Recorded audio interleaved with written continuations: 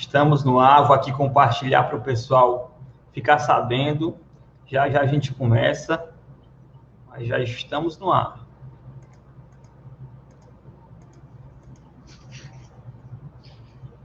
Quem chegou, só um instante, pessoal.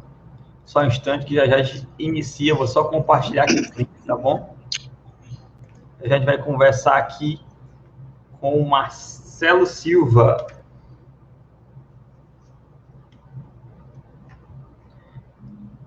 Deixa eu só compartilhar.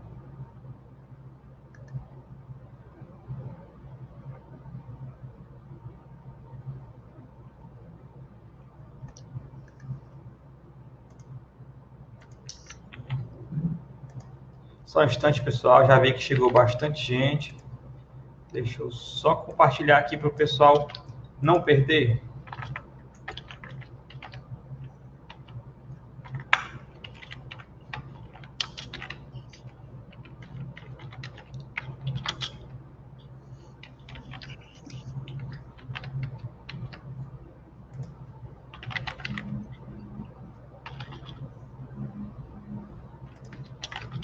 Só um instante, pessoal. Só um instante. 20 pessoas já online. Estou só compartilhando aqui, viu, pessoal? Já já a gente começa.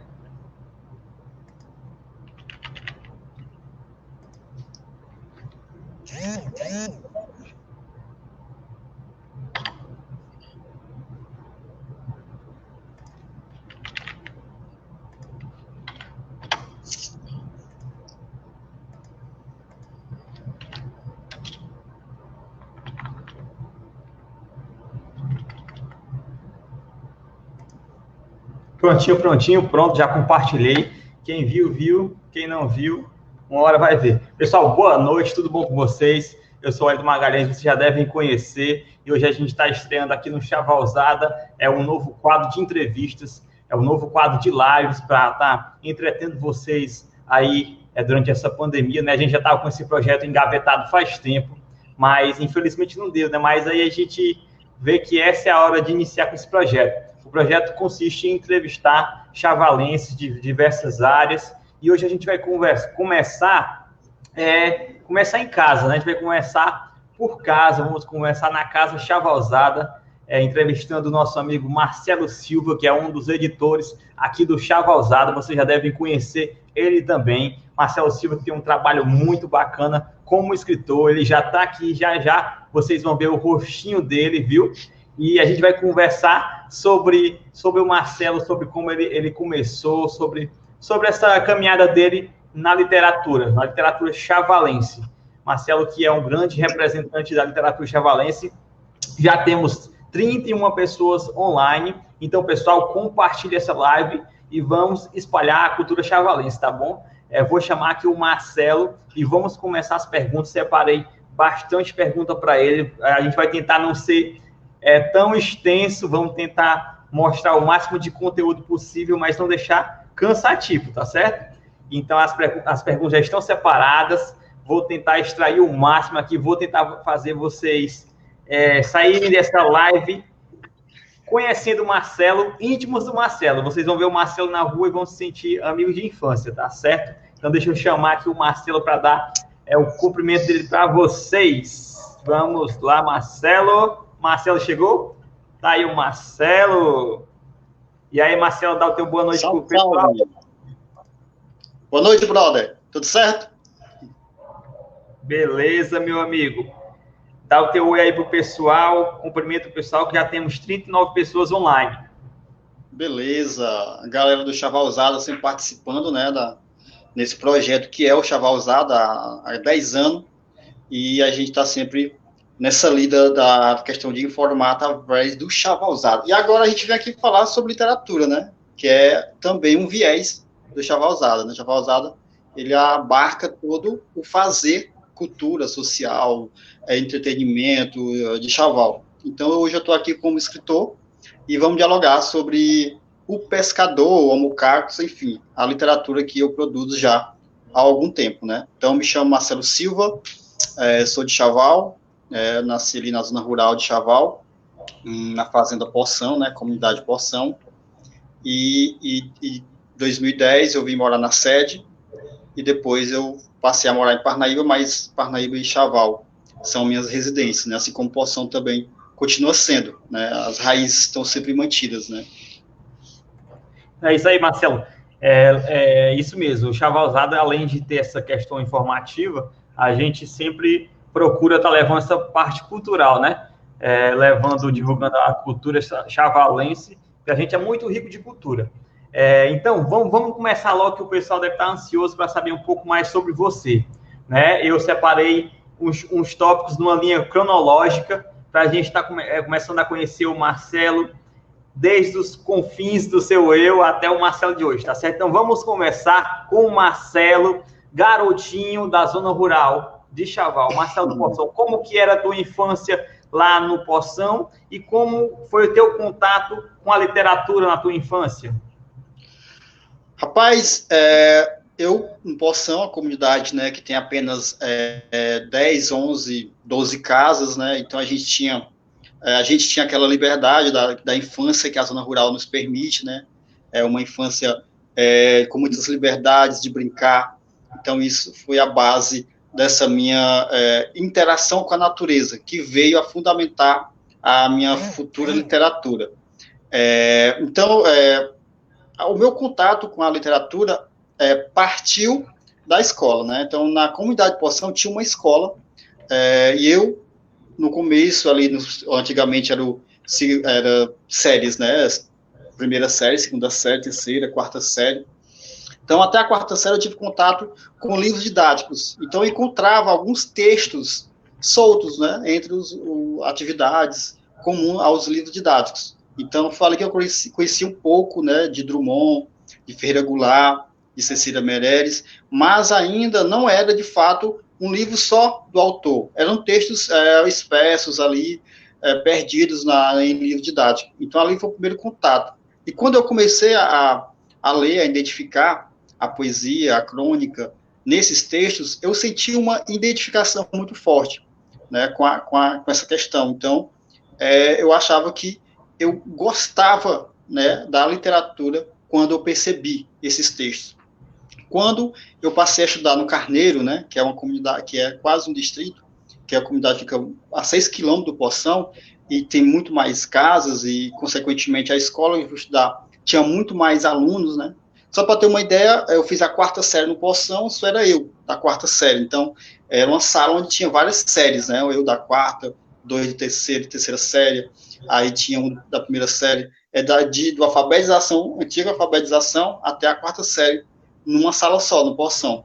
E quando eu cheguei no Carneiro, finalmente, eu passei a estudar numa sala só com alunos da série, né? No caso, foi a quinta série, né, no Carneiro, na escola São Pedro. Então, na escola São Pedro, eu fiz a quinta série, 25 alunos. Então, foi, assim, uma coisa diferente.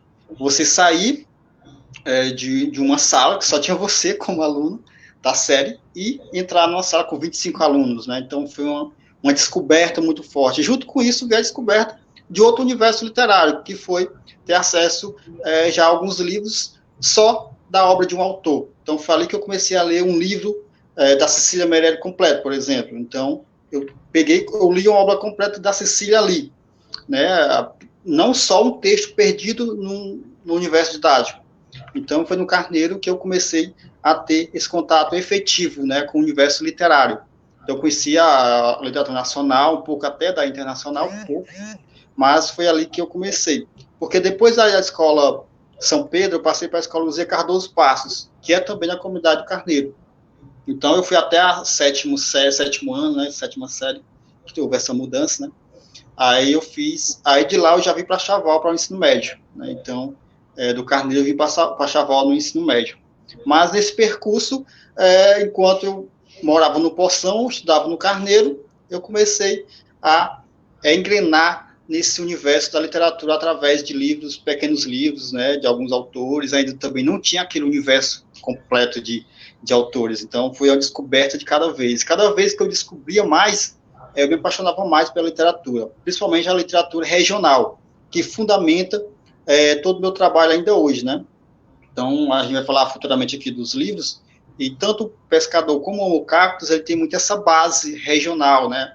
Da questão da valorização da identidade da raiz, né? Da identidade sociocultural da qual a gente foi formado. No meu caso, o meio rural, e mais precisamente a comunidade Poção, Carneiro, a zona rural de Chaval, e, consequentemente, a posteriori, o município de Chaval como esse contexto, né?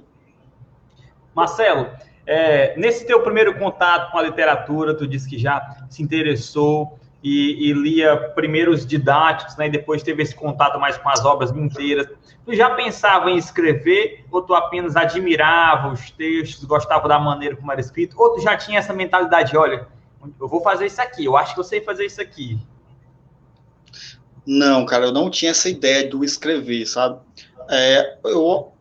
Em 2004, já na 7ª série, eu rabisquei uma quadra, né?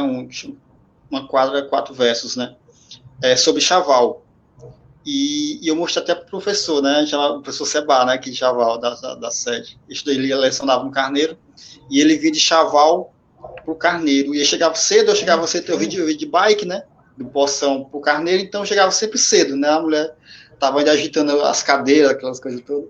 E o Seba, como vinha nos carros, também chegava cedo. Então, ficava ali dialogando. E eu já escrevia algumas coisinhas, só que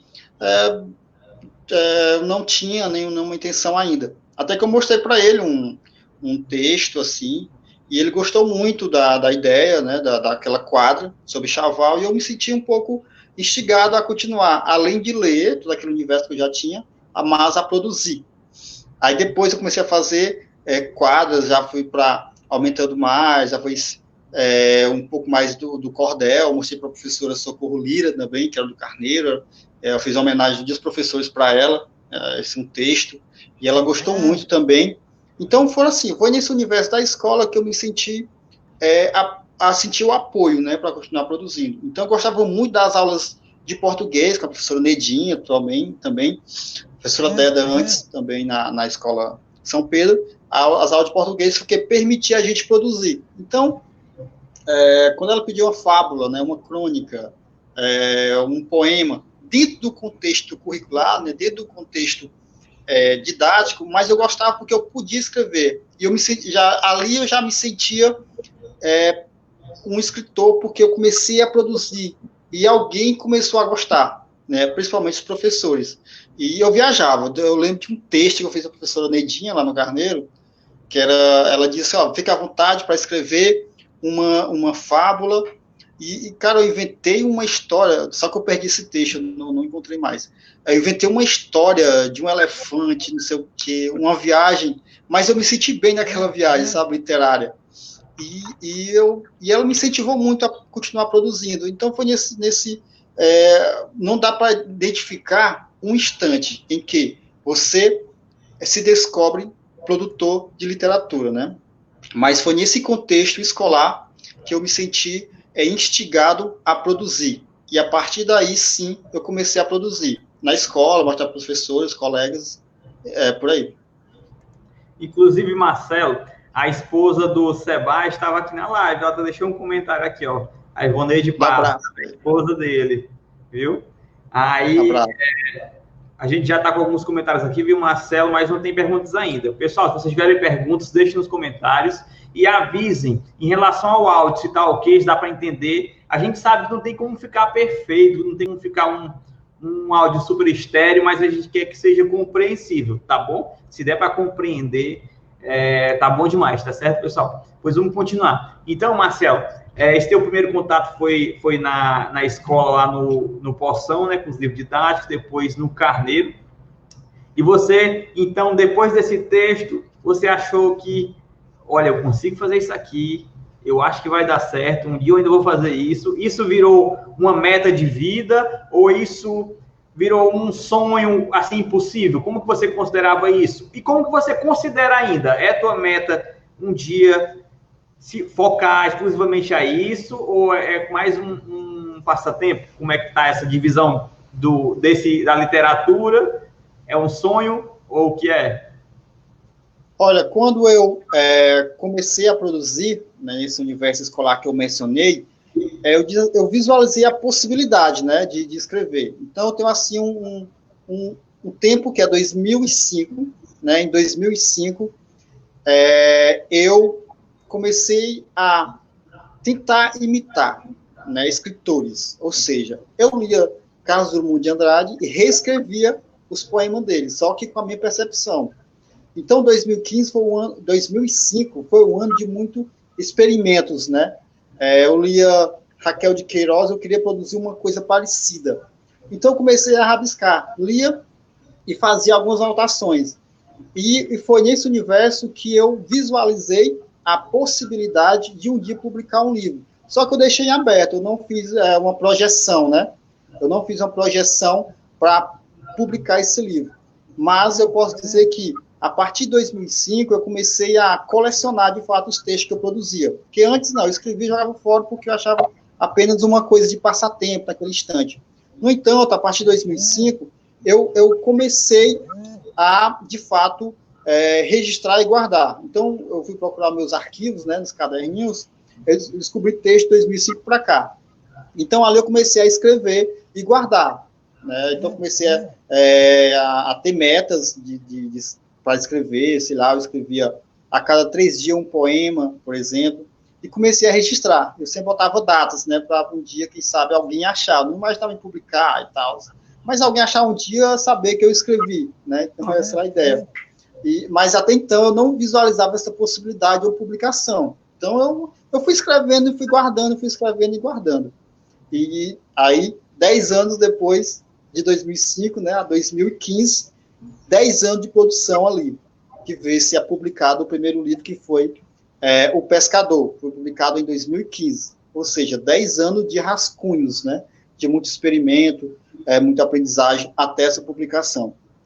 A tua segunda pergunta sobre visualizar futuro, né, em torno da literatura, está sempre aberto, né, as possibilidades. Acho que no decorrer do nosso diálogo a gente vai chegar em novos projetos que a gente tem em mente, não só no campo pessoal, né, mas coletivo, né? Então tem grandes projetos coletivos para Chaval, né?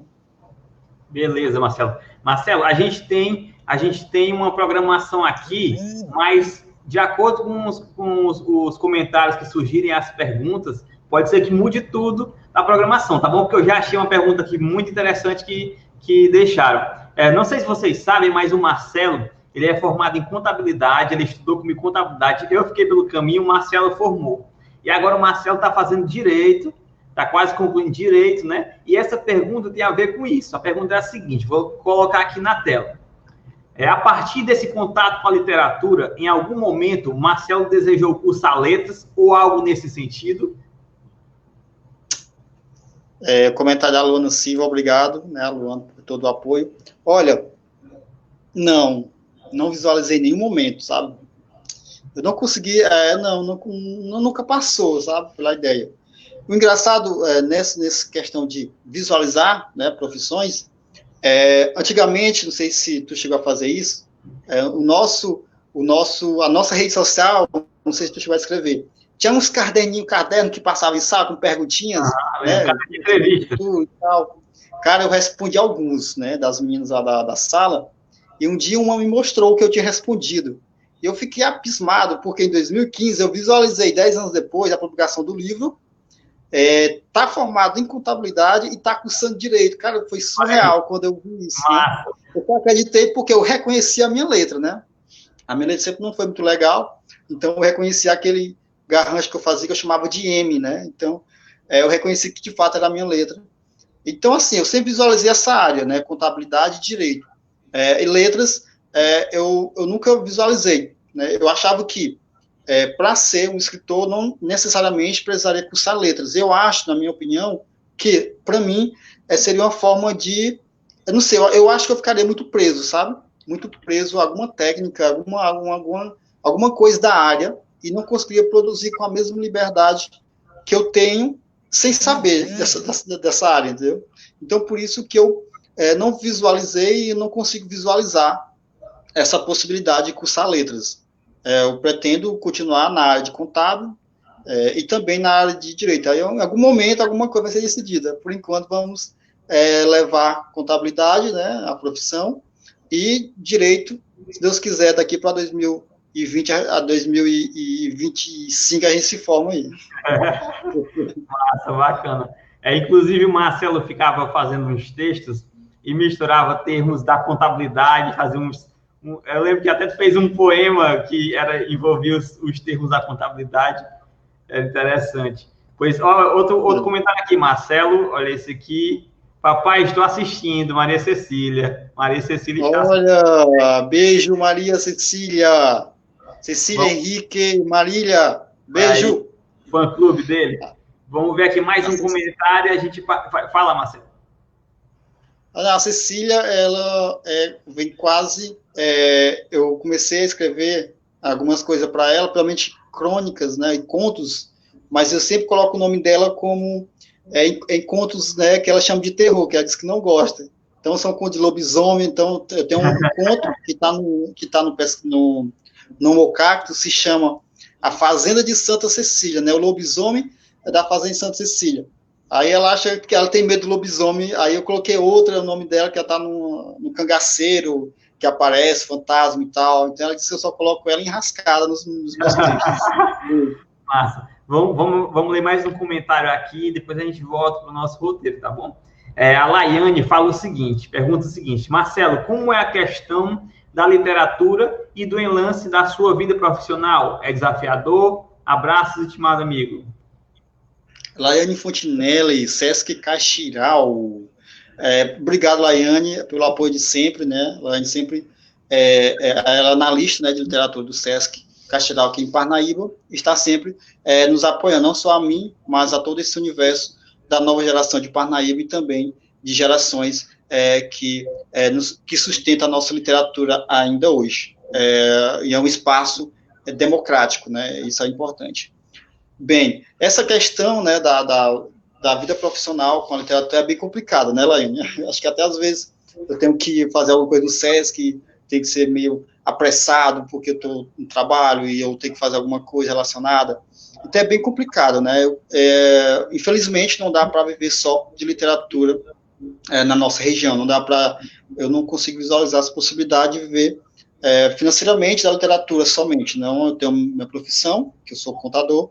Então, é bem complicado lidar com essa questão, né, de trabalhar e, ao mesmo tempo, ter que estar disponível para produzir e participar de eventos, né. Então, às vezes, eu deixo participar de alguns eventos, principalmente no SESC, o SESC Caxiral, aqui de Parnaíba, ele traz muita gente boa para cá, para Parnaíba, né, muita gente de fora, muito especialistas, né, seja na crônica, na poesia, nos contos, no romance. Então, tem muita oficina muito bacana no SESC Caxiral. Só que eu não posso participar porque eu estou exercendo, né, a minha vida profissional durante o dia. Então, fica muito complicado estar participando. Então, de fato, é desafio, né, uma coisa muito desafiadora. Mas a gente vai tentando alocar. Então, a gente vai tentando ver as possibilidades, estar participando de um, de outro, e a gente vai levando, aprimorando sempre, e esperando sempre se encaixar essas possibilidades, de modo que nenhuma coisa atrapalhe a outra, mas que ambas possam servir para a gente estar sempre evoluindo. Beleza, Marcelo. Pessoal, só um aviso. Se travar, se a conexão ficar ruim, vocês tenham paciência, aguardem um pouquinho, tá bom? Porque às vezes acontece. A gente não pode ficar com a internet toda para a gente, tem mais gente utilizando e às vezes acontece de travar. Então, vocês tenham um pouquinho de paciência. Não podemos monopolizar a internet, tá certo? Então, Marcelo, a gente já descobriu de onde foi que surgiu, que foi dos livros didáticos, depois foi crescendo quando conheceu as obras inteiras no Carneiro, né? Mas depois o menino Marcelo teve que sair da zona rural, sair da zona de conforto, né? Que é o que acontece com todos os jovens da zona rural. Tem que sair da zona rural para concluir o ensino, para concluir os estudos na sede, né? E o menino Marcelo, como os outros, teve que também vir para a sede. E aí, como é que foi essa transição, Marcelo? Essa transição em relação à tua paixão pela literatura? Aqui na sede aumentou? Tu teve algum desafio? Como foi essa questão da transição? Rapaz, foi desafiador. Então, quando eu comecei a estudar em Chaval, né? Eu continuei morando no Poção, só que eu passei a vir à noite na Escola Monsenhor Carneiro. Então a gente vinha no carro, né, que é o carro que ficava no Carneiro, e pegava a gente no Poção, ali, Poção, Boa Vista, Brasília, Retiro, alguns do Retiro, e fazia esse percurso todo dia. Então ali era 20 quilômetros, então ida e vinda 40 quilômetros por dia a gente fazia nesse carro à noite. Então eu lembro de, e no inverno então, que a gente, às vezes o carro quebrava, a gente tinha que vir a pé, né? Então foi um grande desafio, mas são desafios necessários que a gente tem que enfrentar. No campo literário, foi assim. Eu posso dizer que foi um divisor de águas para mim, porque pela primeira vez eu tive acesso a uma ampla biblioteca, que é a da Escola Monsenhor Carneiro. Então, quando eu entrei naquele universo, que eu vi aquele espaço, aquele universo de livros, de autores que eu havia apenas lido frases ou um texto, de repente estava lá uma obra completa lá. Foi assim algo desafiador e muito, muito interessante. Eu lembro que o Marcelo Nóbrega, né, que é um parceiro que é de amizade já desde esse tempo, e também gostava de ler, né? Então a gente chegou junto na biblioteca, que ele falou que tinha biblioteca, a gente correu lá e fizemos o nosso cadastro. E a gente começou a ler, né? Começou a ler. Ele não aguentou o pique, né? Claro que eu li mais do que ele, mas foi um cara que incentivou eu fazer o cadastro e começar a ler na biblioteca da Escola Monsenhor Carneiro. Então lá eu conheci a Érica, né? Que incentivou muito nesse processo, a leitura. A professora Edna também me incentivou muito nesse início da Escola Monsenhor Carneiro, lá por ano de 2006. Então, em 2006 eu comecei a frequentar a Escola Monsenhor Carneiro. Então, cara, lá se procurar a minha ficha lá, tá lá, gigantesca.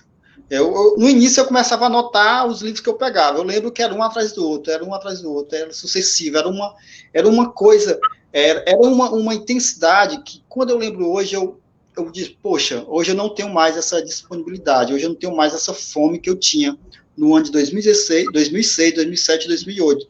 Os 3 anos que eu estive na Escola Monsenhor Carneiro. Eu era um assíduo visitante da escola, da biblioteca. Então a Érica está para comprovar isso. E eu li o que eu pude, né, de tudo, de poesia, crônica, romance, de história do Ceará, de textos de clássico, livros clássicos da literatura, tudo que eu pude ler, eu li.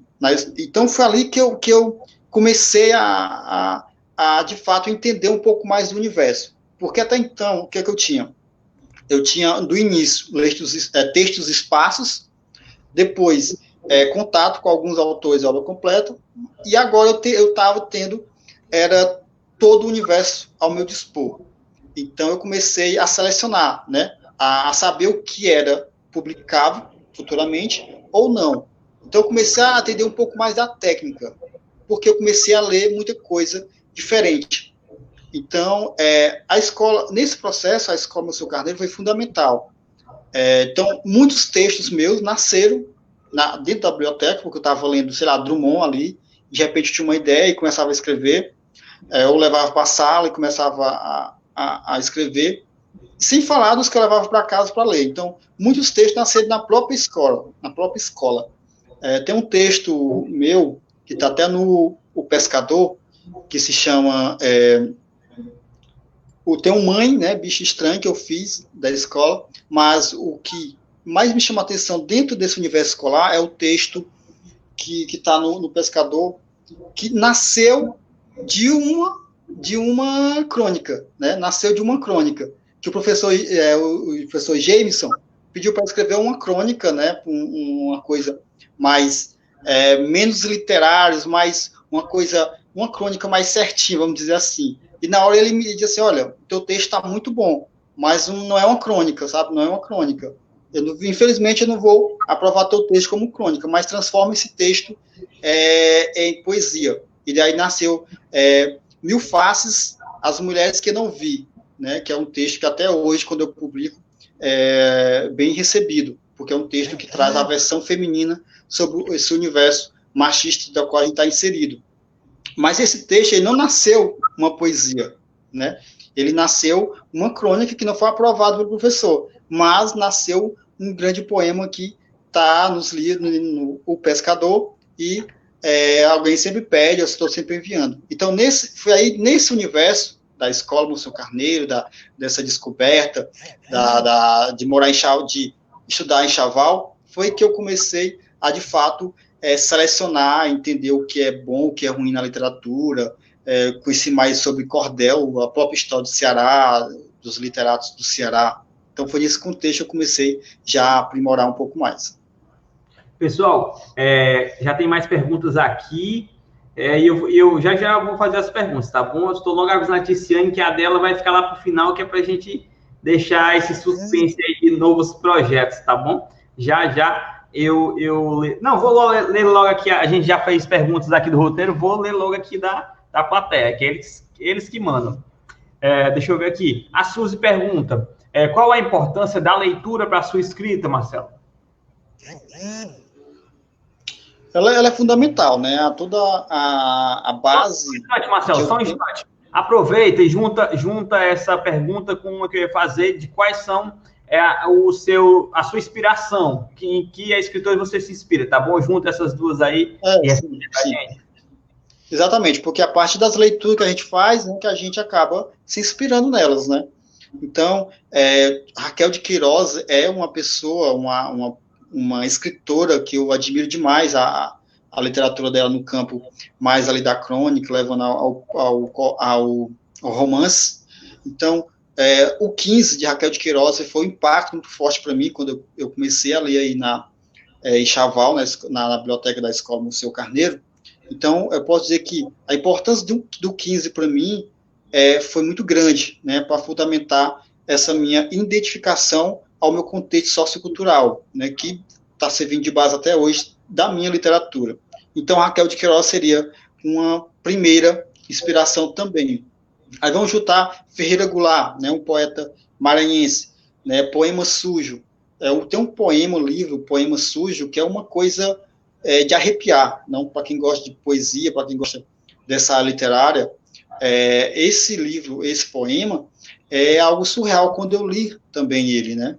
Também na biblioteca da Escola Monsenhor Carneiro. Então, seria aí essa importância de ter lido o Poema Sujo, de Ferreira Goulart, que fundamenta toda a minha futura poética de O Pescador e, consequentemente, Homo Cactus. Então, Ferreira Goulart também é uma grande influência. Patativa do Assaré, né, com seus cordéis também. Então, Patativa é uma grande inspiração. A leitura dos cordéis de Patativa fundamenta muito o meu cordel de hoje.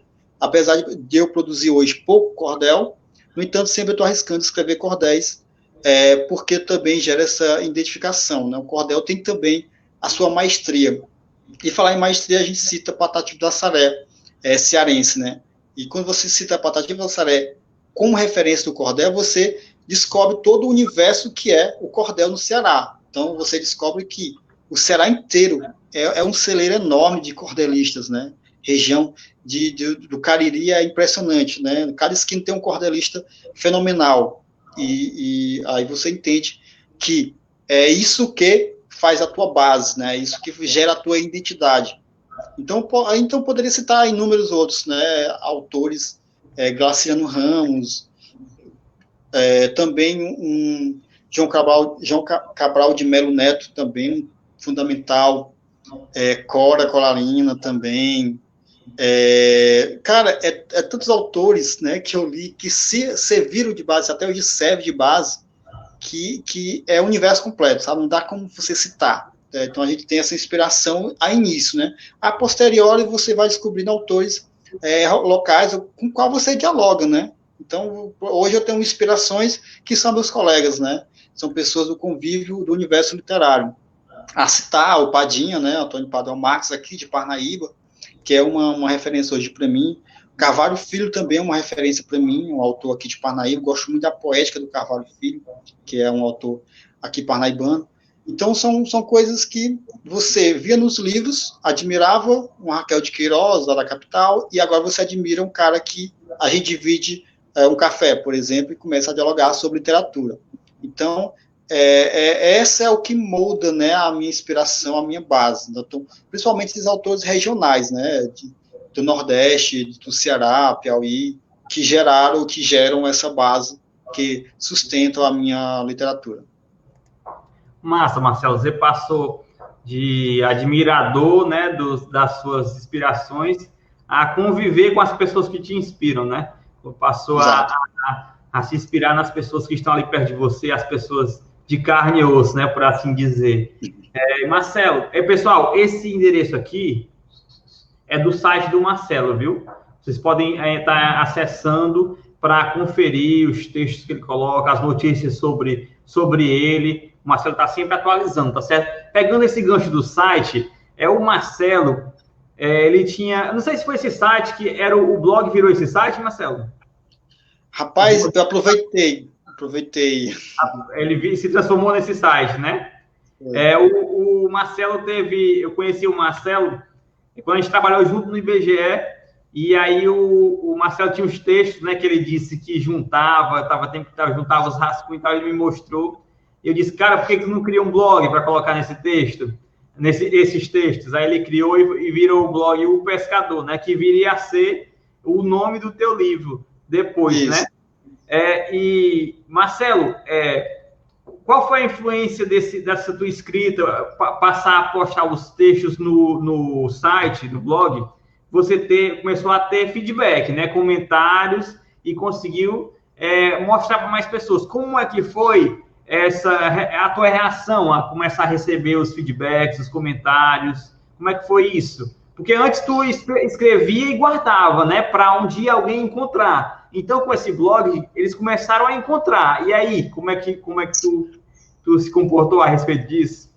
Pois é, aí foi aí que começou alguém, né, fora do meu domínio ali. Então, pegava, por exemplo, antes do blog, O Pescador, eu tinha um caderno, aí eu mostrei para o Marcelo Nóbrega, né, que era meu colega de sala, que lia junto comigo na biblioteca.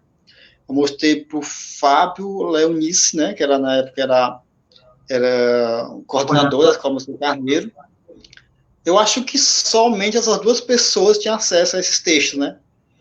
Aí, quando veio em 2010, a gente conheceu, e tu me deu a ideia de publicar num blog, né? E a gente fez o Pescador de Ilusões, né? Baseado na música do Rapa. Tinha até pescador, eu via muito Rapa ali, do nada Pescador de Ilusões, pronto, é isso aqui mesmo. E vem da ideia também de pescar poesia, pescar metáfora, pescar a essência do outro, né? Às vezes a gente escreve uma coisa que não é da gente, a gente escreve um sentimento que viu no outro ali, pesca uma imagem que está distante, então a ideia de pescar coisas também. Junta com a música do Rapa, nasceu o Pescador de Ilusões, que a gente colocou no blog em 2010. E aí começaram a surgir comentários, começaram a surgir feedback de pessoas que eu não conhecia. A citar Carmen Silvia Presoto, né, que nos deixou ano passado, ou há 2 anos, e ela é de Porto Alegre, né, Rio Grande do Sul, e ela foi uma grande incentivadora. Então ela começou a ler o blog e começou a mandar feedback, né, de positivo, apoiando. Então, ela me deu as primeiras oportunidades de participar de coletâneas. Então, a primeira vez que eu participei de uma coletânea virtual foi com Carmen Silvia Presoto, né, uma autora de Porto Alegre. Aí também conheci uma autora de Granja, né, da zona do distrito de Granja, né, de Timonha, a professora Fátima Oliveira, que produzia também, e a gente começou a dialogar. Então, a Fátima também foi fundamental nesse processo de identificação da minha poética quanto escritor. Então, quando eu comecei a escrever e a publicar no blog, então teve esse grande apoio também da Fátima, né? Micheline também, esse pessoal da internet na época, né? Então, o Surgir. Então, que hoje é rede social, que hoje é Facebook, na época era um blog, era o Orkut, né? Antigo Orkut. Então, o final do Orkut ali, com o surgimento dos blogs, e depois o Facebook tomou de conta, né? Essa questão da divulgação, da exposição da arte literária, né, também. Então, foi o ponto em que todo mundo começou a conhecer, de fato, a minha produção. Então, vieram os comentários, a maioria positivos, claro que também comentários negativos, né, da qual a gente tenta aprimorar, identificar o teor do comentário, as críticas, para ver se dá para aproveitar alguma coisa, né, de quem vem também essa crítica.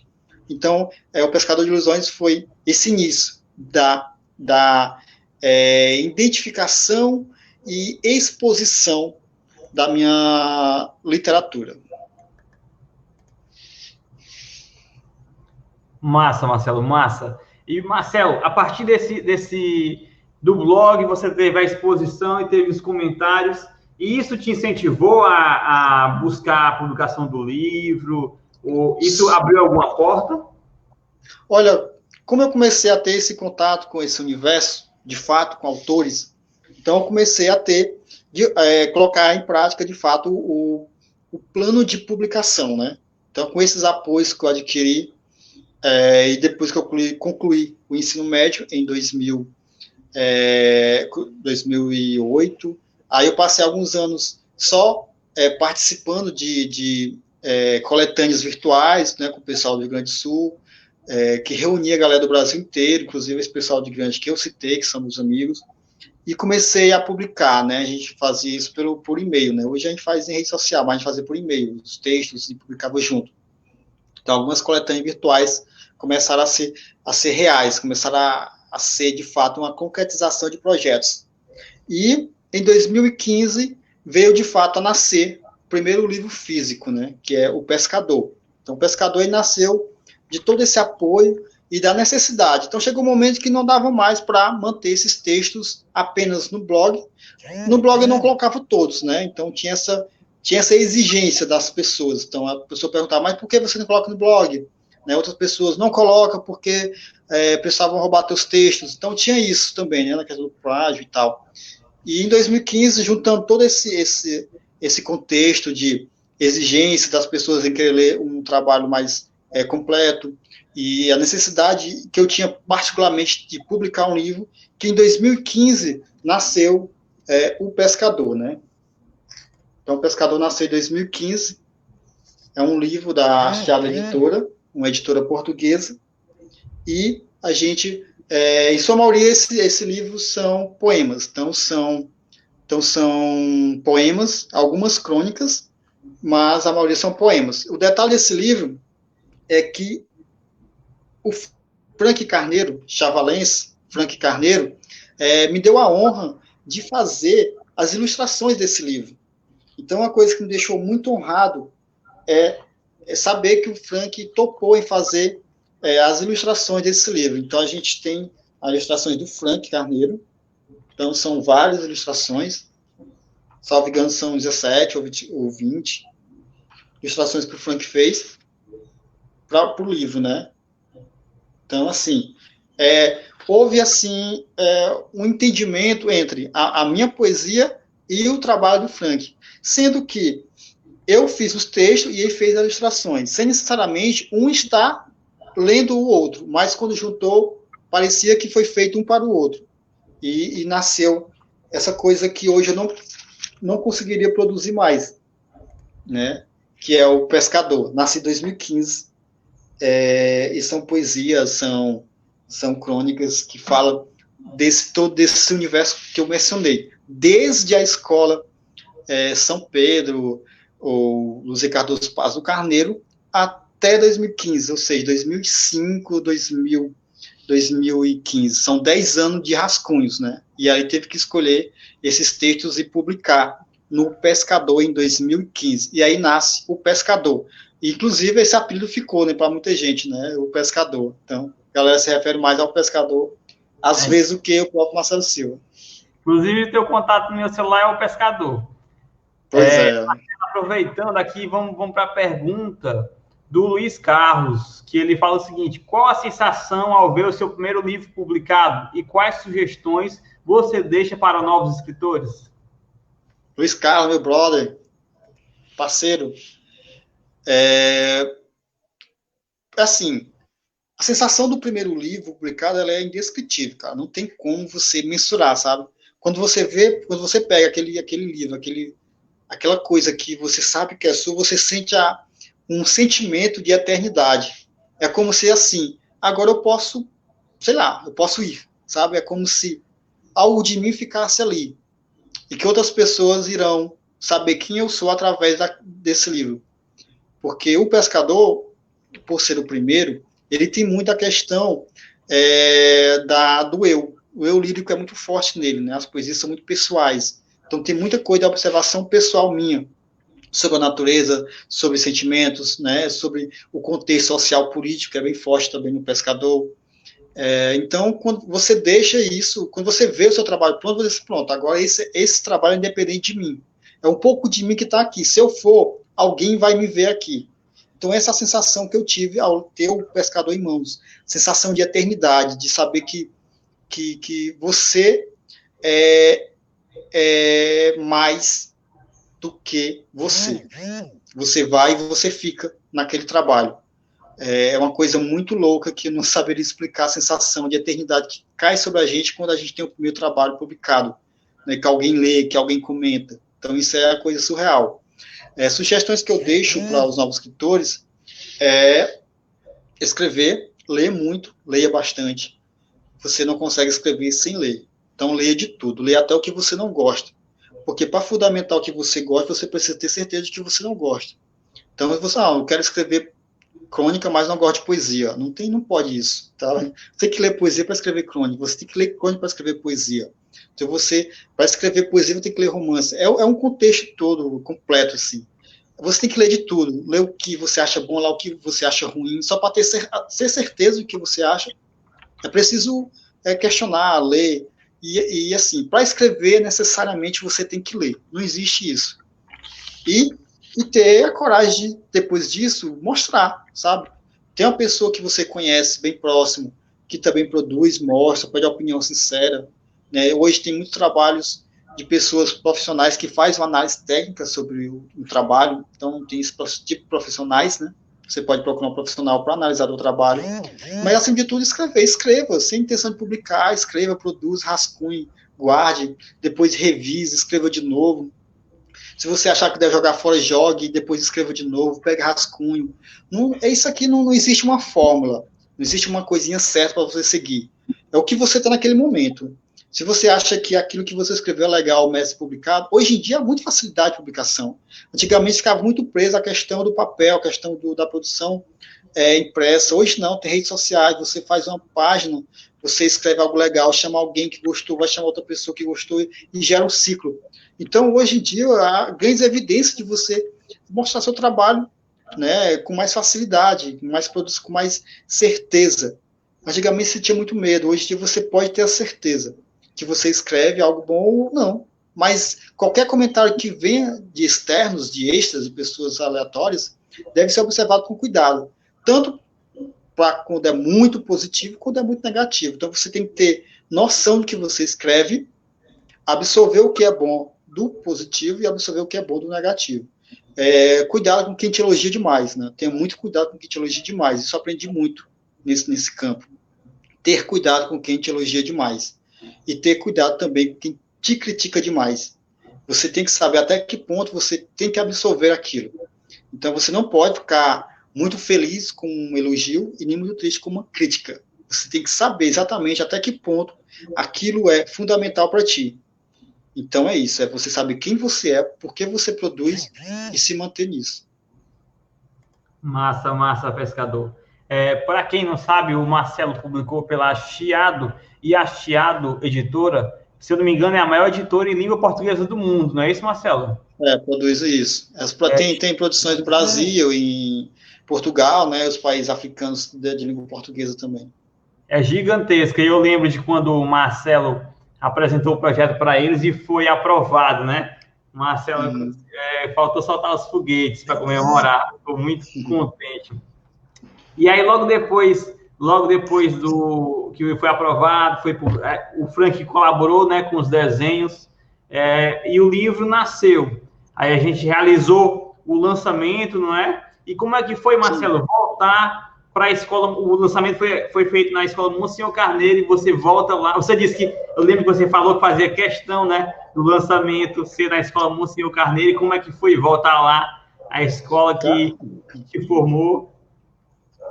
Cara, foi muito bacana mesmo, porque, como eu falei no evento, né, era um voltar para casa, né, ali onde eu absorvi muito conteúdo naquela biblioteca, eu estava lançando um livro próximo dela, na frente da biblioteca, ali naquele espaço.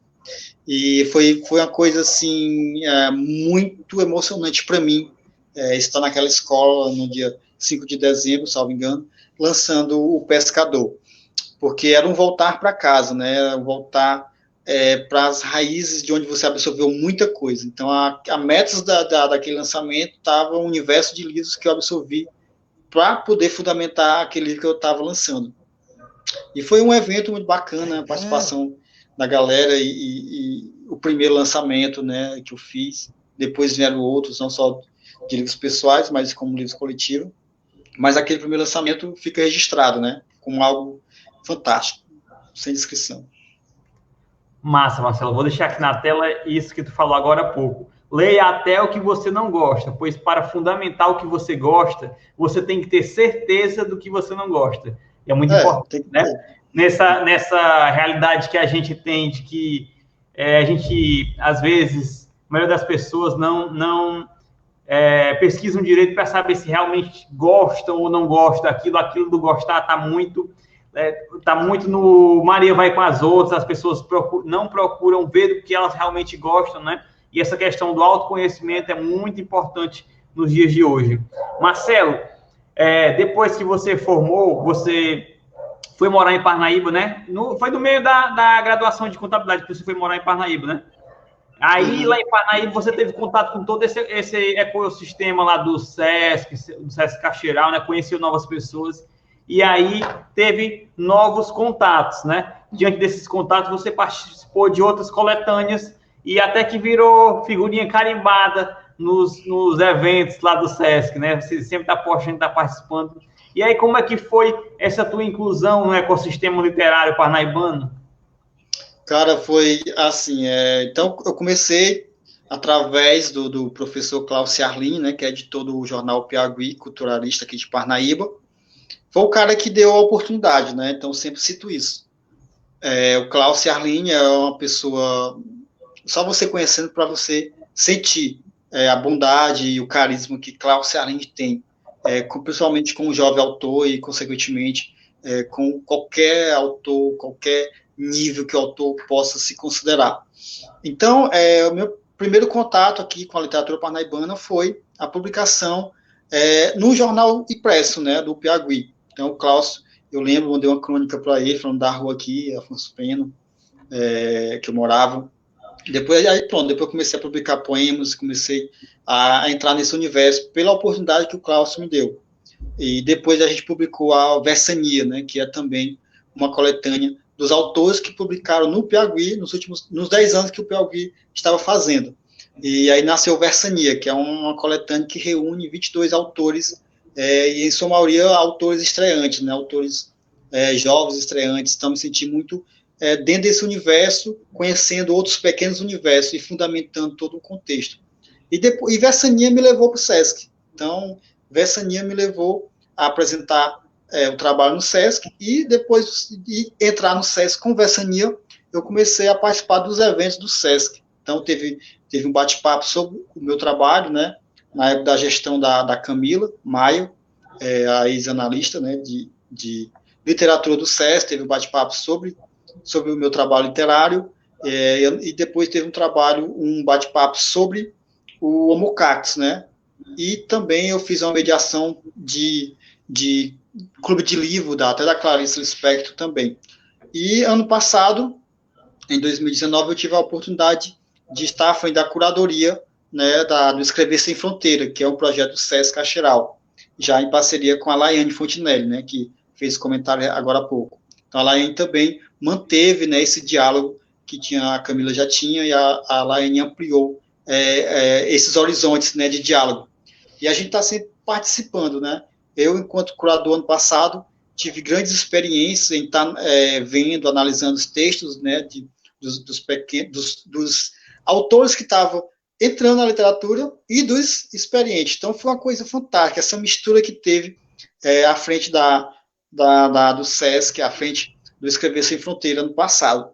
E nisso a gente vai sempre ampliando. Então, eu comecei a conhecer a pessoa da Academia Parnaibana de Letras, né, Padua Marques, Padinha, que é o nosso colaborador do Chavalzada, né? Inclusive, eu tenho um texto para publicar ainda hoje, que ele mandou, não deu tempo.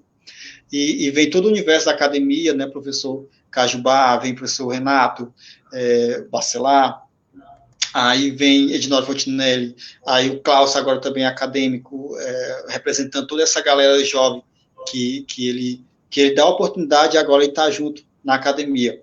Então, esse universo hoje de Parnaíba tem um grande papel, né, de nos auxiliar, nos fundamentar, porque é um apoio muito forte a gente encontra o pessoal do Vessania, que virou uma instituição, pode dizer assim, o Vessania é um divisor de água para essa galera.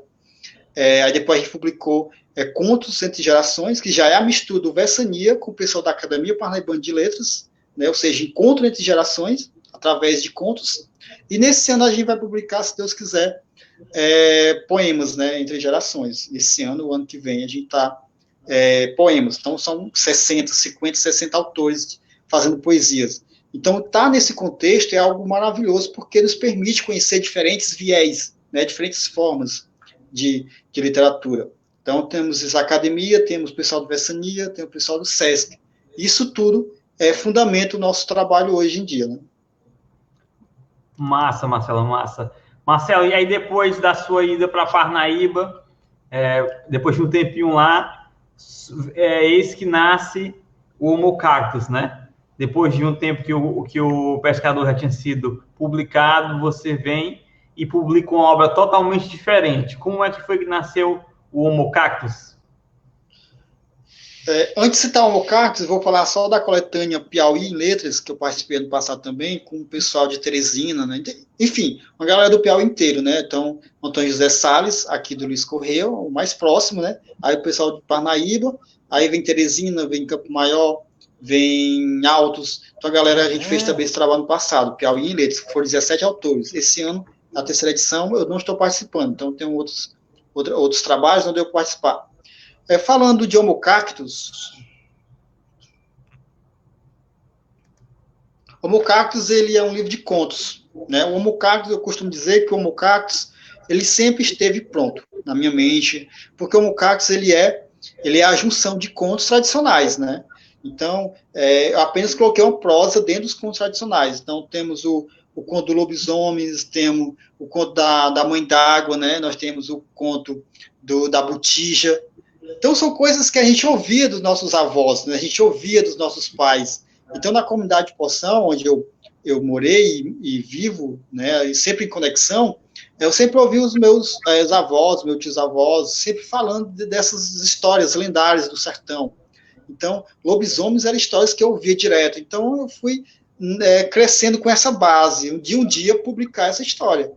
E, em 2016, 2017, principalmente em 2017, eu decidi que ia escrever. Então, eu comecei a sentar e produzir um texto por mês, porque eu precisava, em 2017, ficar pronto, no mínimo, esses 12 textos. No final, foram 15 textos.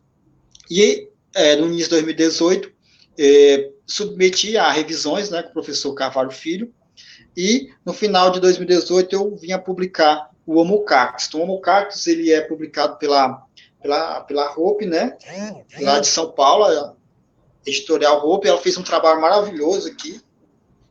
Então, eu gosto muito desses trabalhos que a Hope faz, né, desses detalhes que tem, que remete à ideia de sertão. Nós temos aqui o prefácio do professor, e a Hope faz esses detalhes de sertão, né, adequando a temática. Então, o Homo Cactus é uma coisa que me deixa muito feliz, porque é uma questão de identidade, né? Então, tem muito da minha família aqui. Então, tem história da minha avó. Então, por exemplo, a questão do menino vaqueiro que se perdeu no mato, foi meu tio, né, lá do Poção, que se perdeu de fato, e eu transformei isso em contos. Então, são inúmeras histórias da minha família que eu coloquei aqui em forma de literatura. Então, são histórias tradicionais, histórias familiares, e que está em todo um contexto social, né, do meio rural, das histórias que se ouvia, né, as histórias orais, social, político também, tem alguma coisa de política aqui, tem uma crítica social também que eu faço no Menino Jesus, por exemplo, é um conto totalmente uma crítica social. Quando eu dou o nome a um menino sem condições de ter uma ceia de Natal, chamando ele de Jesus, eu faço essa comparação, uma crítica social ao mesmo tempo religiosa. Então, eu sempre estou fazendo essas análises. Fazer uma crítica sem ser grosseiro, né? Tanto a religiões, a sociedade, a forma como lidamos hoje, né, nesse mecanismo tão rápido, tão crescido, tão capitalista e tal. Então, faço sempre essas críticas, mas de forma subjetiva, sem ser grosseiro, né? Então, tudo isso está abarcado no Homo Cactus, de forma bem sutil, de modo que prevaleça a prosa dos contos. Marcelo, vamos aproveitar essa questão do Homo Cactus e da vivência na zona rural que te inspirou, né? E eu vou emendar com essa pergunta aqui do Jean. Alguns poemas de seus livros, O Pescador, você homenageia seus familiares. Então, lhe pergunto, qual foi a importância dos seus pais, principalmente, na construção do Marcelo escritor e do Marcelo como pessoa? Olha, meus pais fundamentais, né? Eu acho que isso não existiria construção de escritor, não existiria construção da pessoal se você não herdasse isso, não tivesse isso como base, né? Então, meus pais sempre tivessem como referência, né? Porque eram fundamentais na minha construção como pessoa. Então, como pessoa, hoje eu trago isso do meu pai, da minha mãe, dos meus avós, dos meus tios, dos meus irmãos, porque a gente sempre teve esse apoio. Então, foi um seio de muito respeito, né? De muito carinho, da qual eu continuo inserido, né? Que é a construção familiar. E foram fundamentais você observar o carinho da sua mãe, observar a dedicação do seu pai em estar trabalhando, né, permitindo estudar, porque na época o meu pai recebeu muitas críticas, né, porque deixava a gente estudar e não levava para a roça para trabalhar, né, então meu pai recebeu muita crítica, mesmo assim de boa, né, não, eles vão estudar e vão, isso me permitiu escrever também, porque estudando eu escrevia. Então, nessa construção, essa grande importância deles, né? E da questão pessoal, acho que nem precisa citar, né? A questão pessoal, você é o reflexo dos seus pais. Eu sou o reflexo disso, né? Então, a questão do respeito que eu tenho pela pessoa, eu herdei isso muito da minha mãe, dos meus pais, dos meus avós, o respeitar os idosos, que é uma coisa que se preza muito na minha família ainda hoje, né? E você vê casos que isso acontece muito chato quando você observa isso fora, mas assim, eles foram e sempre serão fundamentais, né, na minha construção como pessoa. Como escritor, como meu pai e minha mãe não sabem ler, né, o meu pai sabe ler pouca coisa, a minha mãe mal sabe fazer o nome dela, né, então eles não liam, né, então, mas permitiram e me deram espaço, e me deram tempo para eu ler, né. Então, quando meu pai dizia que hoje você não precisa ir para a roça, eu podia ler, entendeu? Então, isso continua sendo fundamental. A questão pessoal, da construção como pessoa, isso aí não tem nem como citar, cara. É você ir e sentir, sabe? É ir e sentir. Coisas que palavras não são capazes de traduzir. Simples assim. Eles não liam, mas também não te impediam de ler, né? Pelo contrário, te incentivavam, né? Marcelo, tem uma perguntinha aqui bem bacana da Raimundinha, ela diz o seguinte: Marcelo, boa noite, o que você acha das crianças que curtem literatura diversas e que escrevem textos, assim como a Rafaele? Rafaele, grande abraço. Olha, a Rafaele é uma pessoa cheia de talentos literários, né? Uma pessoa que fico sempre muito feliz quando eu vejo ela produzindo, né? Já li alguma coisa dela e sempre é muito bom ter uma criança que tem esse carinho pela literatura, né? E assim, é preciso ter cuidado, né? A dose certa de se incentivar, permitir também que eles tenham a liberdade, né? Mas também dar o apoio. Então é preciso saber dosar até que ponto é um apoio, até que ponto é uma exigência. Mas eu fico muito feliz quando eu vejo uma criança lendo, quando eu vejo uma criança produzindo, né? E essa Cecília às vezes faz os textos, eu fico muito feliz quando ela vem com o texto para mim, né? Os poemas que ela chama. E são muito peculiares, porque é aquele universo dela. Então eu não posso exigir de uma criança que ela faça um texto primoroso na visão de um adulto. É uma criança, ela vai fazer o texto da visão dela. Então, é fundamental que a gente apoie, viu, Raimundinha? As nossas crianças a ler, a produzir, mas também que a gente não possa passar a impressão de pressão mesmo, né? Deixar livre. Então, eu faço isso muito com a Cecília. Então, Às vezes eu leio alguma coisa para ela, às vezes eu deixo um livro ali para ver se ela pega, sabe? Às vezes eu vejo ela lendo, às vezes não. Às vezes eu pego um livro, começo a ler com ela, peço para continuar. Então, assim, uma dosagem muito complicada a gente tem que ter entre esses dois termos citados, entre você incentivar e você exigir. Né? Você pode estar fazendo uma grande escritora, ou você pode estar destruindo uma grande leitora. Né? Então, é preciso ter esse cuidado. Mas é muito positivo quando você tem alguém tão jovem, como é a Rafaela, por exemplo, que ama ler. Então, e a Rafaela, né, não só da literatura, né, todo um contexto de observar que ela tem, né. Então, é muito bom ter vocês conosco também, né, no Coletivo Água Chaval, para a gente estar divulgando, falando sobre literatura. Bacana, bacana. Rafaela sempre participativa, né? Então, incentiva. Eu sei que você já incentiva, Raimundinha, mas incentive mais ainda, viu? Porque a Rafaela aí se garante. Vamos para mais uma pergunta aqui, deixa eu ver. Aqui a Su participa novamente. Você disse que escrevia em cadernos. Continua com esse hábito ou aderiu ao computador? Rapaz, eu achava que nunca alguém fazia essa pergunta. Rapaz, foi um trabalho enorme para fazer esse trânsito, sabe? Mesmo depois de eu passar para o computador os textos prontos, eu não conseguia ainda produzir. Então, por exemplo, o Homo Cactus, que foi em 2017, metade dele eu escrevi em caderno. Aí era 2 trabalhos, né? Escrever no caderno e depois passar para o computador. Aí eu tinha muito pouco tempo para concluir ele, para enviar para o concurso do Sesc Nacional, que tinha um concurso e tal, e não daria tempo de eu escrever e depois passar limpo. Então, foi a primeira vez que, de fato, eu tive coragem de encarar a tela branca e fria do meu notebook. No começo foi uma coisa aterrorizante, porque não saía nada, sabe? Não saía. Mas aos poucos eu fui me adaptando e escrevendo. E a partir daí eu escrevo a maioria dos meus textos agora, já direto no computador.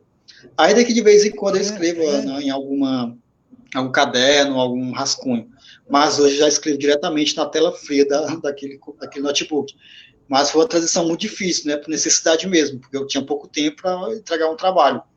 Mas é engraçado, Suzy, você perguntar, porque eu estava até pensando onde estavam meus antigos cadernos, né? Vou até perguntar à minha mãe. Porque alguns cadernos meus eu não encontrei mais, né? Eu tenho uma agenda que eu não vi mais. Vou até reescrever. Manter a essência, mas dar uma releitura, né?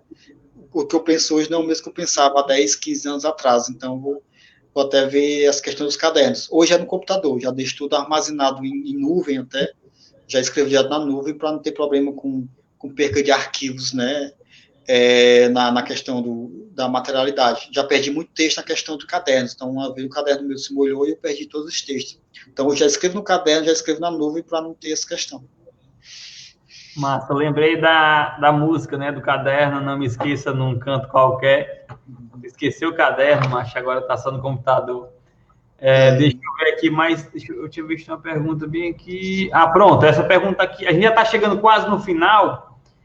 Vou só dar uma olhadinha aqui nos comentários. Acho que tem aqui parabéns aqui a Francisco de parabéns, Marcelo, pelo seu lindo trabalho e linda sua história. É linda a sua história. A Su fala, Rafaela é maravilhosa. Aí, ó, os dois filhotes literários do Marcelo. Marcelo ainda tem disponível para venda? Cara, tem o Homo Cactus. O Homo Cactus chegou uma remessa agora da editora, então a gente está com alguns exemplares, alguns reservados, que da pandemia não pude entregar, mas tem alguns exemplares disponíveis à venda ainda. Então pode ser adquirido diretamente comigo mesmo ou pelos correios, frete grátis. Bacana. Marcelo, agora nós vamos aqui para a pergunta da Tiziana, que a gente já está chegando ao final. E a gente já pode acabar com o suspense aqui. Deixa eu só encontrar. Pronto. Que novos projetos literários o Marcelo tem para o futuro? Pronto, rapaz. Boa pergunta. Ó. Rapaz, assim, eu acho que no futuro bem próximo, nesse ano, a gente tem um trabalho aqui em Parnaíba com o pessoal do Piauí, Cláudio Arline e a Academia Parnaibana de Letras, né? Que é a questão do transitar entre gerações. No ano passado a gente fez o Contos entre gerações, e nesse ano a gente pretende lançar poesias, né, poemas entre gerações. Então, nesse ano, Deus quiser, até dezembro, a gente está publicando esse livro, com 60 autores, né, a maioria aqui parnaibana, ou aqui da região, né, e a gente vai publicar, se Deus quiser, esse ano, esse trabalho, né, coletivo, né, 60 autores, com poemas. Mas, para o ano de 2020, eu tenho um grande projeto, não para mim, pessoalmente, mas para Chaval, que é Chaval Prosa e Verso. O que é o projeto Chaval Prosa e Verso? É a reunião de autores chavalenses numa coletânea. A priori, já fiz um trabalho, que era Poesia nas Árvores, né, em setembro do passado, que a gente identificou alguns talentos de Chaval. Então, a gente já fez um catálogo desse pessoal que produz em Chaval. E para o final desse ano, para início do ano que vem, dependendo das questões do isolamento social, a gente publicar esse trabalho. Reunir, sei lá, 20 autores chavalenses, publicar poesias, crônicas, cartas, contos, em forma de livro. Aí, qual a boa notícia disso? A boa notícia disso tudo é que a gente está participando do edital da Secretaria de Cultura do Estado do Ceará, Secult Ceará. Então, são fases. Então, na primeira fase, que o projeto foi aceito, na primeira fase. Então, tem a fase dos recursos, que outras pessoas entram, que não foram aprovados, entram. Aí, depois, tem a fase de habilitação. Quando o teu projeto é aceito, tem uma outra fase, que é a fase de captação. Ou seja, o meu projeto do Chaval Prosa e Verso, que passou na primeira fase da Secretaria de Cultura do Estado do Ceará, ele é no valor X, né? Não vou falar agora, mas se vocês visualizar o site da Secretaria de Cultura do Estado do Ceará e procurar pelo Mecenato de 2020, você vai ver lá essa primeira fase. Então, a gente está aguardando a segunda fase para ter certeza que o nosso projeto vai passar. Depois dessa certeza, nasce a outra fase, que é buscar esse recurso junto às empresas. O que é isso? O governo do Estado, ele te dá uma outorga, ele te dá um papel, né, te autorizando a captar recursos da empresa que iria repassar para o Estado. ICMS, que é o imposto estadual. Ou seja, a empresa tem 20 mil reais que daria para o Estado, de ICMS. Aí eu chego um papel e digo, não, o Estado disse que você pode me dar esses 20 mil, e você abate lá, você pede papel e mostra para o Estado. A empresa pega esses 20 mil, dá para o projeto, a gente realiza o projeto, e quando o Estado vier cobrar os 20 mil, a empresa mostra o papel. Ó, tá aqui o papel que vocês deram para o projeto. Aí pronto, bate tudo. Então, todo mundo quis. O Estado está patrocinando o projeto através da empresa que iria pagar o Estado, paga o projeto. É chamado do ICMS. Então, tem toda uma regrinha, estou falando assim de forma bem ampla, mas tem toda uma regra, tem todo um edital para participar. Então, ano passado, eu juntamente com a Neis, né, a Neis Kelly, que é uma parceira nossa, que está sempre nos apoiando nesses trabalhos, que está junto conosco também no projeto Ágora Chaval. Então, a gente sentou e fez esse projeto, e a gente mandou para a Secretaria de Cultura, né, com todos os detalhamentos de orçamento. Então, a gente está aguardando a segunda fase, para ter certeza. A primeira já era, passamos. A segunda, vamos ver, e depois a terceira. E se tudo der certo, a gente tem o recurso necessário para a produção da nossa primeira coletânea de autores chavalenses da nossa história. É a primeira, mas não será a última. Show, show, show, show. Cara, muito massa. É muito massa a gente ver essa produção artística na nossa cidade, né? É porque a gente sabe que a arte é uma coisa que alimenta muito o sentimento de satisfação das pessoas. Quem produz arte é muito feliz com isso, mesmo que não tenha retorno financeiro, aquela satisfação de fazer, de se encontrar naquilo que é feito, é uma coisa que é inexplicável, né? E até o Cortella cita num livro dele, que eu terminei de ler há pouco tempo, dessa questão por que fazemos o que fazemos, né? E das profissões, as que mais geram bem-estar, geram felicidade, são as voltadas a produzir algo com a arte, né? E muitas vezes os artistas chavalenses não são valorizados. A gente conhece várias pessoas que produzem, que sabem fazer uma pintura, um texto, alguma coisa, mas muitas vezes não são valorizados. E com a iniciativa dessa, de reunir toda essa galera para escrever, para publicar, isso vai ser uma felicidade muito grande. E um marco realmente para a história da cultura chavalense, né? Muito bacana mesmo. Vai dar certo, a gente está na torcida. E, Marcelo, a gente está chegando ao final, o pessoal aqui já está parabenizando pela live, foi muito bacana. E eu queria encerrar essa live com você deixando sua mensagem, principalmente para os jovens da zona rural que tiveram os mesmos desafios que você teve, dessa infância longe da cidade, entre aspas, né? Porque a gente sabe que nossa cidade é pequenininha, mas já é uma diferença muito grande de quem mora na zona rural para a área urbana. E é um desafio muito grande. Então, e você saiu de lá da zona rural, venceu, veio para a zona urbana, lançou livro, se formou em contábeis, vai se formar em direito, vai lançar outro livro. E você é um exemplo e uma história de superação. Então, que mensagem você deixa para essas pessoas, para esses jovens? Cara, tem em mente o que você quer, né? Tem em mente qual é o teu desafio quanto pessoa. O que você vai fazer aqui? Você não é uma pessoa aleatória na existência, né? Você tem alguma coisa em mente? O que é possível fazer para chegar lá? Então, são coisas que eu tinha em mente. E, aos poucos, eu fui planejando como chegar. Então, eu queria publicar livro, eu tinha que produzir textos. Para publicar livro, eu sabia que não é a prioridade, eu precisaria ter primeiro dinheiro. Eu queria ser contador. Como eu poderia ser contador? Então, eu precisaria estudar, eu precisaria passar para a contabilidade. E como eu passaria para a contabilidade? Estudando o Enem, por exemplo. Já era o Enem, né? Foi a primeira vez que a universidade pública, né, federal, aceitou o Enem, 2009 para 2010, e a gente chegou lá. Então, foi através do Enem. Então, tinha o Enem, vou estudar para o Enem. Estudei, passei e fiz contábeis. Então, eu tinha em mente, depois de contábil, eu queria direito. Como eu chegava em direito? Estudando. Então, eu precisaria estudar para chegar em direito. Então, são coisas que parecem difíceis, independente da condição que você se encontra. Mas, olhe ao seu redor e diga para você mesmo, de que forma eu posso chegar? O que é que eu tenho agora aqui que pode fazer alguma coisa que eu impulsione aquilo que eu quero? Se você ficar sentado, deitado, esperando, provavelmente não vai descer algo divino pronto para você. Então você tem que, você deve dizer, mas eu não tenho X coisa, para chegar naquele caminho. Mas o que você tem agora? O que você tem ao seu alcance agora?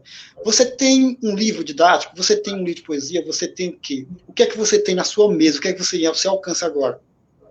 Use. Então é isso. Foi um construir, mas eu me apegava a elementos que eu tinha. Se eu tinha livro didático apenas, era neles que eu ia estudar. Se eu tinha internet, pronto, agora é na internet. Se eu tinha colegas que tinham mais conhecimento sobre a Danasul do que eu, agora eu quero saber dos meus colegas. De que forma eu poderia chegar a publicar um livro?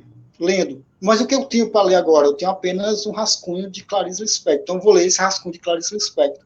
O que eu tenho agora? Eu tenho um livro de filosofia. Então, eu vou ler esse livro de filosofia porque vai servir de base para o meu projeto de vida. Claro que a gente é um constante a aprender. Hoje, talvez, eu não tenha mais a mesma ousadia que eu tinha atrás para buscar. Então, esse discurso que eu estou fazendo serve, primeiramente, para mim. Então, é uma autorreflexão para mim mesmo agora. O que é que eu tenho agora que eu não faço? Muita coisa. Que talvez você tenha aí e não faz. Mas é preciso avaliar o que você tem, as armas que você tem, que possam te moldar para chegar onde você quer. Simples. Agora, se você canalizar a sua energia para algo que você não quer, ou que não dá certo, você está perdendo uma coisa preciosa, que é a importância de você estar nessa existência e não entender o que você veio fazer. Entenda o que você veio fazer e faça. Show. Pessoal, muito obrigado a todos vocês que acompanharam a live, a todos que comentaram, participaram, foi muito bacana. A gente vai trabalhar bastante aqui para conseguir vários entrevistados legais. Não só eu entrevistando, como o Marcelo também, já está agilizando aqui. Viu? Muito obrigado a você que participou, que assistiu online e que vai assistir mais tarde, né? Que esse material vai ficar aí disponível e vai ter mais live. E tá muito massa essa questão dessa nova ferramenta que a gente conseguiu, que a gente vai poder fazer lives uns do outro, precisa ter contato, e aí desse jeito a gente pode trazer mais conteúdo para vocês. Então, Marcelo, dá o teu agradecimento pro pessoal aí para a gente encerrar. Rapaz, agradecer demais quem acompanhou aí essa loucura nossa aí, desse diálogo meio louco, né? Mas é isso, agradecer demais, não só pela live, mas pela galera que acompanha o Chavalzada durante todo esse tempo. O que fundamenta a história do blog é quem nos apoia e quem nos critica também, né? A gente também sabe aproveitar as críticas. Então é isso. Obrigado a todos que acompanham a live, que acompanham meu trabalho. Quem quiser saber mais, acesse o blog, que o Ed colocou o endereço, que é marcelosilva.com.br. Lá tem um pouco mais sobre o meu trabalho literário. Quem quiser adquirir o livro Amo Cacto, só entrar em contato pelas redes sociais, que a gente entrega em Chaval e para outra cidade a gente manda por Correios. O Pescador no momento não está disponível, só tem exemplares de exibição mesmo, mas futuramente, quem sabe, a gente está pegando nova remessa. E agradecer demais quem nos acompanha sempre, quem sempre nos apoia. Então, é isso que fundamenta a gente, que dá base, que dá força para a gente continuar. Diz que a gente tem muita coisa ainda a fazer, a conquistar, mas, por enquanto, é só gratidão por tudo e por todo o apoio de inúmeras pessoas que nos ajudam diariamente. Então, um abraço também para Maria Cecília, Henrique, Marília e Maria das Dores, que estão aí me ouvindo nesse momento também. Pessoal, sinto muito, mas o pescador não está disponível. Eu já tenho meu exemplar autografado, né? Sinto muito por vocês, mas vocês vão ter que aguardar um dia que surgir mais novos exemplares do pescador. O Homo Cactus está disponível. O Homo Cactus também é muito massa, também tem meu exemplar. Inclusive, tem o texto lá do lobisomem, lá que o Marcelo tem que continuar aquele texto. E tem que desenvolver aquela história lá que eu não gostei, não. Não gostei daquele final, não. Eu queria outro final. E todo mundo pede, ó. Quero uma continuação. Então é isso, pessoal. Valeu pela audiência de vocês. Compartilhe a live. Você já assistiu a live, mas se você compartilhar e pelo menos um amigo seu assistir, a gente fica feliz, tá bom? Compartilha aí que a gente agradece a obra aí do rapaz. E até as próximas lives. A gente vai organizar direitinho para ver quem vai ser o próximo. E tchau, tchau. Valeu.